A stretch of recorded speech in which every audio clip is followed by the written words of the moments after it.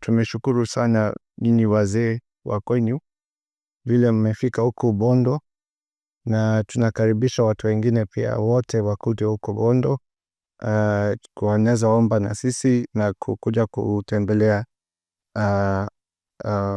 grave ya mzee.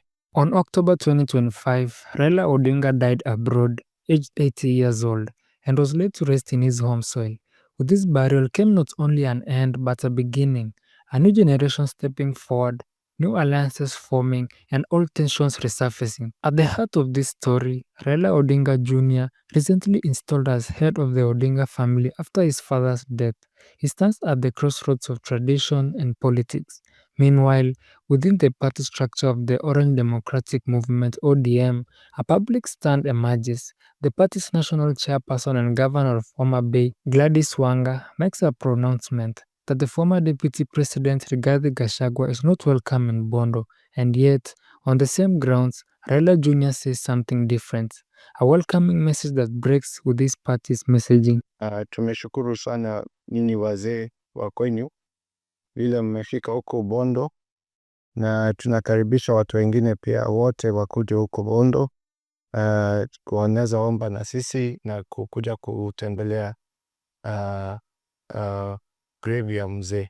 On October 25th, the Council of Governors visited the graveside of Raila Odinga. As the governors arrived, Raila Junior addressed the gathering. This home is open to all Kenyans, regardless of tribe, status, or political leaning. He invited people to come and pay tribute.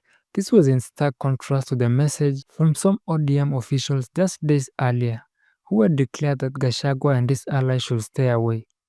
We heard yesterday that Gachagua and his team were supposed to pay homage to we urge Gachagua. Never. Don't step in Bondo, as your statements are not very vague. To date, Rigathi Gachagua is yet to mourn Raila Odinga. Raila Odinga, who braved political tensions to go and mourn his brother. Note now that anyone who associates with Gachagua and his ilk, like Kahiga, cannot be our friend. In Kisumu, at a press briefing, Gladys Wanga and other ODM officials accused Gachagua of standing behind remarks made by Nyeri Governor Mutahi Kahiga, remarks that seemed to celebrate the former Deputy President's death as a blessing for the Mount Kenya region. They then declared Gachagua unwelcome in Bondo, a move loaded with ethnic and political undertones. And yet, at the homestead of Opoda Farm, Bondo, tradition intervened. On October 23rd, Raila Junior underwent a Luo cultural installation ritual, formally becoming the head of the Odinga family. Shields, cloaks, cattle, and the shaving rites all speak of continuity, culture, and the heavy burden of legacy. In that moment, the family signaled the door remains open. When Gachagua finally arrived in Bondo, as pictures and videos show, mimi niko hapa na nikusema watu wetu, nataka katika kaunti hii tukae kama ndugu na dada, tupendane, tukae na amani.